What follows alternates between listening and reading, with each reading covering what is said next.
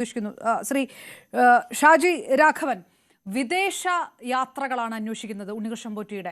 അത് അന്വേഷിക്കുമ്പോൾ പത്മകുമാറിന്റെ പാസ്പോർട്ട് പിടിച്ചെടുക്കുകയും ചെയ്തിരിക്കുന്നു. നേരത്തെ കോടതിയാണ് ആദ്യം പറയുന്നത് ഒരു അന്താരാഷ്ട്ര വിഗ്രഹക്കടത്തുണ്ട് എന്നുള്ളത്. അപ്പോൾ ഈ ലെവല് ഏത് വശത്തൊക്കെയാണ് ഈ വല നീങ്ങുന്നത് എന്നുള്ളത്, കട്ടിളപ്പടിയിൽ തുടങ്ങി ദ്വാരപാലകർ, പിന്നെ അങ്ങോട്ട് വാജിവാഹനം വരെ, ഇതൊരു നീണ്ട ഒരു സ്വർണ്ണക്കൊള്ളയുടെ ചെയിൻ അങ്ങേ അറ്റത്തേക്ക് പോവുകയാണ്.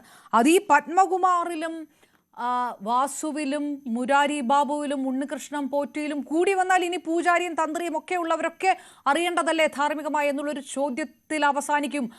മന്ത്രിമാരെ ചോദ്യം ചെയ്യുകയാണെങ്കിൽ അതിപ്പോൾ അറസ്റ്റ് ആണെങ്കിലും സ്വാഭാവികമല്ലേ? അതുകൊണ്ട് ആരും കുറ്റക്കാരാകുന്നില്ലല്ലോ. കുറ്റാരോപിതരാകുന്നതും കുറ്റക്കാരാകുന്നതും രണ്ടല്ലേ എന്നുള്ള ഒരു നിലപാടുണ്ട് ഇടതുപക്ഷം ആവർത്തിക്കുന്നത്. അതിനുള്ള മറുപടി. അല്ല, ഇടതുപക്ഷം എന്നും എല്ലാ കാര്യത്തിലും ഇങ്ങനെ തന്നെയാണ്.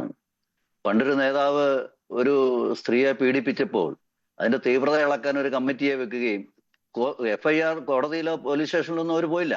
പാർട്ടി കമ്മിറ്റി അന്വേഷിക്കുന്നത് സ്ത്രീപീഡനം പോലും, മനസ്സിലായില്ലേ? എന്നിട്ട് അതിന്റെ തീവ്രത കുറവാണ് എന്ന് പറഞ്ഞിട്ട് നേതാക്കന്മാർക്കെതിരെ മൃദുവായ തീരുമാനവും നിലപാടും എടുക്കുന്ന ഒരു പാർട്ടിയാണ്. അതുകൊണ്ട് അവർക്കിതൊക്കെ ആവാം.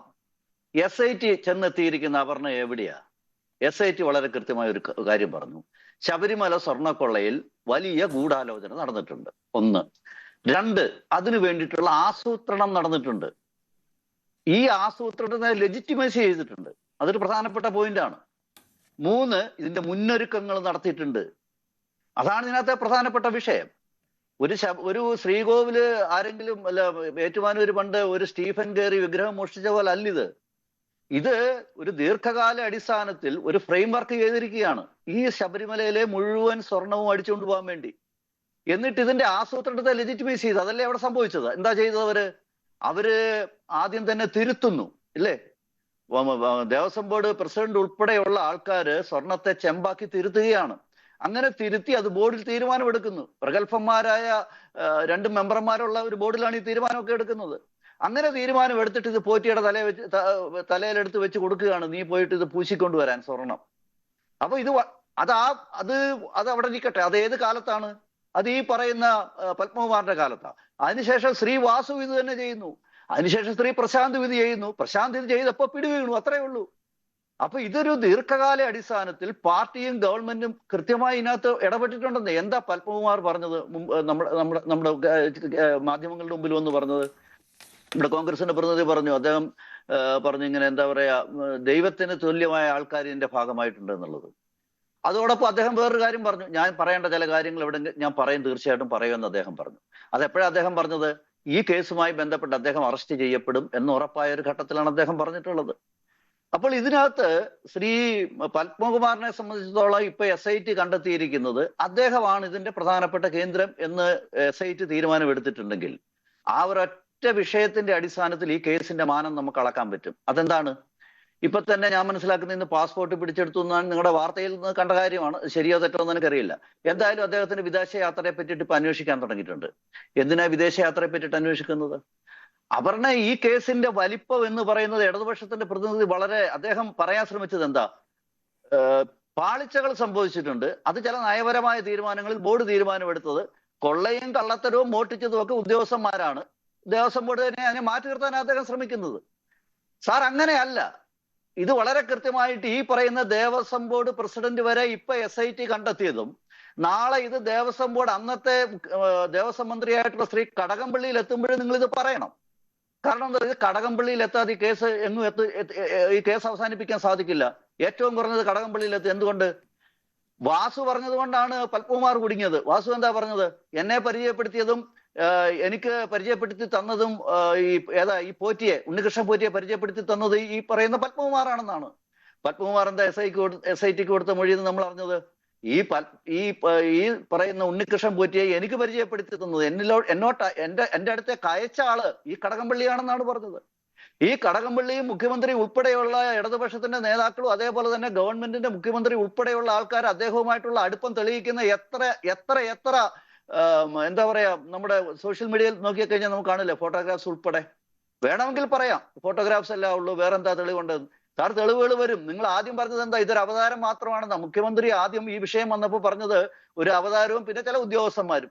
പിന്നീട് ഇത് വാസു പിടിച്ചു, വാസുവിനെ പിടിക്കുന്നു, പിന്നീട് പത്മകുമാറിനെ പിടിക്കുന്നു. ഇപ്പൊ നിങ്ങൾ പറയാൻ ശ്രമിക്കുന്നത് ഇത് വാസുവിലും ഈ പത്മകുമാറിലും ഒതുങ്ങുമെന്ന. എന്നെ അമ്പരപ്പെടുത്തുന്നത് അപർണ ഇതൊന്നുമല്ല. ബഹുമാന്യനായ കോൺഗ്രസിന്റെ പ്രതിനിധി അദ്ദേഹം SIT-യിൽ വലിയ ആത്മവിശ്വാസം പ്രകടിപ്പിച്ചുകൊണ്ടാണ് ഇപ്പൊ ഇരിക്കുന്നത്. തെറ്റൊന്നുമില്ല, കാരണം കോടതിയുടെ ഇടപെട്ടുകൊണ്ടാണ് ഈ കാര്യങ്ങൾ ചെയ്യുന്നത്. അതിനകത്തൊന്നും സംശയമില്ല. ഞങ്ങൾക്ക് SIT-യുടെ അന്വേഷണം ഞങ്ങൾ എതിർക്കുന്നില്ല, സ്വാഗതം ചെയ്യുന്നുണ്ട്. പക്ഷെ അതിന്റെ പരിമിതിയെ പറ്റി ഞങ്ങൾ പറയുക. ഈ കോൺഗ്രസ് കേരളത്തിൽ ആദ്യം വളരെ അതിശക്തമായിട്ട് ഇത് കേന്ദ്ര ഏജൻസി അന്വേഷിക്കണം എന്ന് പറഞ്ഞ കോൺഗ്രസ് 2 ദിവസമായിട്ട് ഇപ്പൊ അത് പറയുന്നില്ല. അവർ SIT-യുടെ അന്വേഷണത്തെ പറ്റിയിട്ട് മാത്രമേ പറയുന്നുള്ളൂ. ഞാൻ മിനിഞ്ഞാന്ന് ഇതേപോലെ ഒരു ചാനലിൽ പങ്കെടുക്കുന്ന സമയത്ത് കോൺഗ്രസിന്റെ പ്രതിനിധി വളരെ കൃത്യമായിട്ട് പറയുകയാണ്, ഇതിന് കേന്ദ്ര ഏജൻസിയുടെ അന്വേഷണം ആവശ്യമില്ല എന്നുള്ള നിലയ്ക്കാണ് ഇപ്പൊ കോൺഗ്രസിന്റെ നിലപാട്. എന്തേ അവർ ഈ മലക്കം പറയാൻ കാരണം? ഇതിന്റെ പ്രധാനപ്പെട്ട പ്രശ്നം എന്താണെന്നറിയോ? ഇപ്പൊ 2 മുന്നണികളും മനഃപൂർവ്വമായി പത്മകുമാറിലും വാസുവിലും കേസ് ഒതുക്കാൻ ശ്രമിക്കുകയാണ്. ഞങ്ങൾക്ക് വളരെ നല്ല ബോധ്യമുണ്ട്. കഴിഞ്ഞ 30 വർഷക്കാലത്തെ വിജിലൻസ് റിപ്പോർട്ട്, ദേവസ്വം വിജിലൻസ് റിപ്പോർട്ടുണ്ട്. 50-നടുത്ത് വരും, 46, 47, 48 വിജിലൻസ് റിപ്പോർട്ടുണ്ട്. കഴിഞ്ഞ 30 വർഷത്തെ ഓഡിറ്റ് റിപ്പോർട്ട്. ഇത് മുഴുവൻ പുറത്തു വിട്ടാൽ ഇതിനെപ്പറ്റി അന്വേഷിക്കാൻ ഇത് പോരാ, അല്ലെങ്കിൽ SIT പോരാ എന്നുള്ളത് കൃത്യമായിട്ട് വെളിയിൽ വരും. ബഹുമാന്യനായ കോൺഗ്രസിന്റെ പ്രതിനിധി പറഞ്ഞു സുഭാഷ് കപൂറിനെ പറ്റി. സാർ, ഈ സുഭാഷ് കപൂർ ഇടപെട്ടൊരു കേസാണെന്ന് കോടതി പറഞ്ഞു എന്നാണ് താങ്കളും പറഞ്ഞത്. അതാണ് ശരി, അത് കറക്റ്റാണ്. കോടതിക്ക് അങ്ങനെ സംശയമുണ്ട്. അങ്ങനെ സംശയമുള്ള ഒരു കേസിൽ താങ്കൾ കരുതുന്നുണ്ടോ SIT-യുടെ അന്വേഷണത്തിന് ഈ സുഭാഷ് കപൂറിന്റെ അടുത്തെത്താൻ പറ്റുമെന്നുള്ളത്? അപ്പൊ അത് സാധിക്കില്ല. അപ്പൊ സത്യസന്ധമായി ദേവസ്വം ബോർഡിൽ കഴിഞ്ഞ 10-30 വർഷക്കാലമായി മാറി മാറി വന്ന മുന്നണികളുടെ 2 ദേവസ്വം ബോർഡുകളുടെയും മുഴുവൻ അഴിമതിയും പുറത്തു വരണം. അങ്ങനെ അന്വേഷണം വരുന്ന സമയത്താണ് പത്മകുമാറിന് ഇന്ന് എത്തിച്ചേർന്നിരിക്കുന്ന ഒരു വലിയൊരു അപകടാവസ്ഥ എന്ന് പറയുന്നത്. ഈ ഏറ്റവും അവസാനം ഇത് 3 കേസേ വന്നിട്ടുള്ളൂ. ഏതൊക്കെയാ? ഒന്ന് കട്ടിളപ്പടി, ഒന്ന് വാതില്, ഒന്ന് ദ്വാരപാലകൻ. 30 കിലോ സ്വർണമാണ് 1998-99 കാലഘട്ടങ്ങളിൽ വിജയമല്യ ശബരിമലക്ക് കൊടുത്തത്. അത് മാത്രം ഒരാൾ കൊടുത്തതിന്റെ കാര്യമാണ് ഞാൻ ഈ പറഞ്ഞത്. അതിന്റെ ബാക്കി എന്താണെന്നുള്ളത് അറിയില്ല. ഈ കേസ് ചർച്ച ചെയ്ത കോടതിയും എല്ലാവരും പറയുന്ന ഒരു പൊതുവായ ഒരു കാര്യമുണ്ട്. അന്വേഷണ ഉദ്യോഗസ്ഥന്മാരായാലും നിങ്ങൾ മീഡിയയൊക്കെ എന്താ പറയുന്നത്? ഇത് മഞ്ഞുമലയുടെ ഒരു അറ്റം മാത്രമാണെന്നുള്ളതാണ്.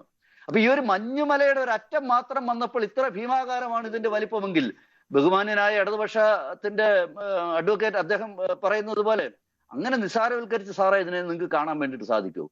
സാറേ, ഇതിന്റെ പ്രധാനപ്പെട്ട ആൾക്കാർ നിങ്ങളുടെ ഇടതുപക്ഷത്തിന്റെ നേതാക്കന്മാരാണ്.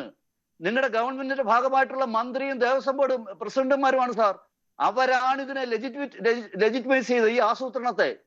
അത് എത്ര കാലമായി തുടങ്ങിയെന്ന് ആലോചിക്കണം. ഏറ്റവും അവസാനം ശ്രീ പ്രശാന്തിന് പിടി വീഴുമ്പോഴാണ് ഈ കേസ് പുറത്തു വന്നത്. ഈ കേസ് പുറത്തു കൊണ്ട് താങ്കൾ പറഞ്ഞു ഇത് ഒരു പോറ്റിയെ അറസ്റ്റ് ചെയ്ത്. എന്തുകൊണ്ടാണ് പോറ്റിയെ അറസ്റ്റ് ചെയ്തത്? ഈ പോറ്റി കള്ളനാണെന്ന് വിജിലൻസ് റിപ്പോർട്ട് വായിച്ചാൽ മനസ്സിലാവാത്ത ആളായിരുന്നില്ലല്ലോ പ്രശാന്ത്. അപ്പൊ കഴിഞ്ഞ 8-9 കൊല്ലമായിട്ട് ഈ മോഷണം ശബരിമലയിൽ നടക്കുന്നുണ്ടെന്നുള്ളതിന്റെ വിജിലൻസ് റിപ്പോർട്ടും മറ്റു കാര്യങ്ങളൊക്കെ ഉണ്ടല്ലോ. ഇതൊക്കെ അറിഞ്ഞിട്ടും വീണ്ടും 2025-ൽ ഈ പറയുന്ന ദ്വാരപാലകന്മാരുടെ സ്വർണ്ണപ്പാളി കൊടുത്തയച്ചപ്പോഴല്ലേ പിടി വീണത്. അപ്പൊ ഇത് കേവലം പത്മകുമാറിലോ വാസുവിലോ അല്ല ഒതുങ്ങുന്നത്. ഇപ്പോഴുള്ള ദേവസ്വം ബോർഡും ദേവസ്വം മന്ത്രിയും അന്നത്തെ പത്മകുമാറും അന്നത്തെ കടകംപള്ളിയും മാത്രമല്ല, അതിനപ്പുറത്തേക്ക് കോടതി പറഞ്ഞതുപോലെ തന്നെ വലിയ മാനങ്ങൾ ഈ കേസിലുണ്ട്.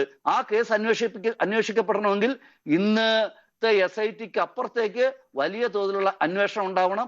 അതിൽ നിന്ന് UDF മാറി നിൽക്കുന്നത്, അല്ലെങ്കിൽ ആ ആവശ്യത്തോട് UDF മാറി നിൽക്കുന്നത് കേരളത്തിലെ ജനങ്ങൾ സംശയത്തോടു കൂടി മാത്രമേ.